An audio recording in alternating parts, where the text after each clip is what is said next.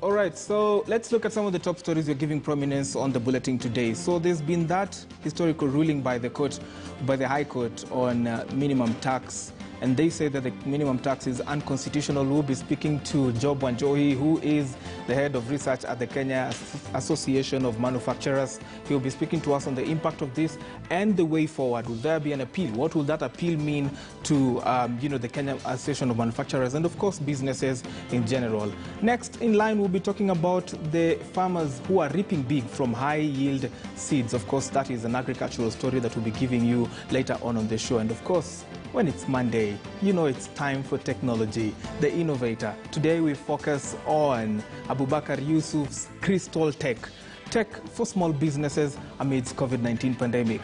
You are right in time for business today. My name is Brian Jojotieno. Let's now start you off with the stories of the day. So the High Court in Kenya, in Machakos particularly, has declared a section of tax laws allowing the Kenya Revenue Authority, KRA, to demand minimum tax from companies as unconstitutional. In a court session today, Justice George Odunga ruled it is unfair to bundle loss-making companies into the same basket as those with a history of tax evasion. In his ruling, Odunga explained that the minimum tax subjects businesses to double taxation and unfairly targets loss-making businesses to pay taxes from their capital. The court concluded that the minimum tax would lead to sacrificial victims since loss-making businesses will be sacrificed. Minimum tax was introduced under the Finance Act of 2020 to be charged at a rate of 1% of the gross turnover of businesses starting January 1st, 2021.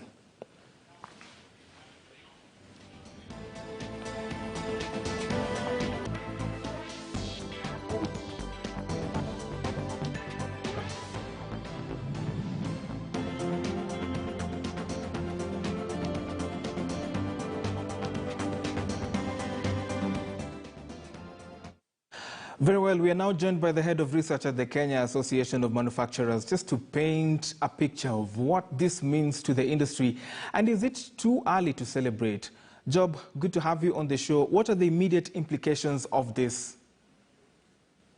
Thank you so much. We feel a big reprieve as manufacturers in the country. The introduction of the minimum tax through Finance Act 2020 was a big shocker for not only the manufacturers, but about 10 other business membership organizations that we are working with, including EastPark, Hotel Industry, and many other, LSK, to see how we can overcome this challenge because there are very many complaints. This is a tax that was to look into the law or to affect the low margin businesses. Talking of a business that's taking 2% as its profit or its margins, or when we're talking of the high volume, low margin businesses, you find that they were getting into losses instantly when they employ the minimum tax. On new businesses, you had to factor in as a cost payment of minimum tax when you are making your budget estimates for starting up a new company, or even loss-making companies. We saw even KQ getting a reprieve because they could not sustain under the minimum tax, given that they are loss-making company, but a public company, but again, they were being demanded to pay the minimum tax. So this comes at a big reprieve to the manufacturers because the various concerns that we had raised, that the timing for the introduction of minimum tax is not right, given that our sales had gone down to 91% for non-essential goods and about 80% for the essential goods because of the COVID issues. If you look at the production, again, had gone very low, less than 50%. Logistics have been affected worldwide because of COVID, even the cash flow issues. There are various other issues that we had raised. When we are looking at attractiveness of Kenya as an investment destination, it is one of the best destinations in sub-Saharan Africa, or one of the best. But with the introduction of minimum tax, we could see some investors now shying away from investing in the country. So what I'm speaking to is a reignition of investor confidence. What I'm talking to is reprieve to the manufacturers, and going forward, we believe that we will not have an appeal on this. Job, of course, this is coming in at a time when the taxman is supposed to be collecting, revenue. Of course, there are revenue targets set for this year.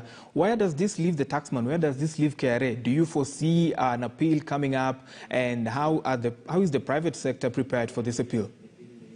One thing I would say is that it's never good to tax businesses out of businesses because minimum tax was really coming to hurt businesses big time. No one could have thought of starting a business without thinking about the minimum tax, or someone sinking into loss-making position without thinking about the minimum tax, because it is a cost. Revenue, it's a revenue, but it's a cost on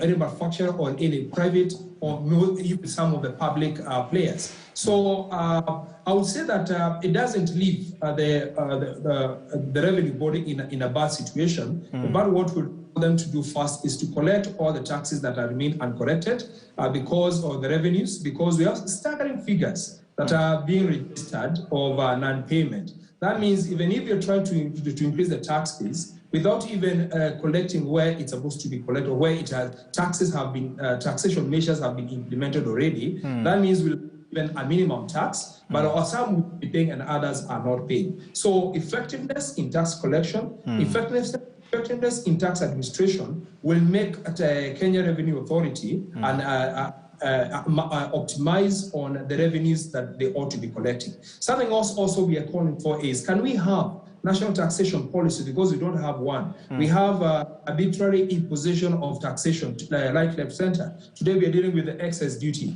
Tomorrow we are dealing with minimum tax. Another day we are dealing with something else, inflation adjustment that is coming on 1st of October 2021. So you find this arbitrary introduction of taxes is really hurting the forward-looking strategies for many companies. So what I would call for is, let's optimize on where the taxation measures have been put in place. Let's have a comprehensive national taxation policy that is going to address the ills that the citizenry is facing as the government bodies try to raise revenues.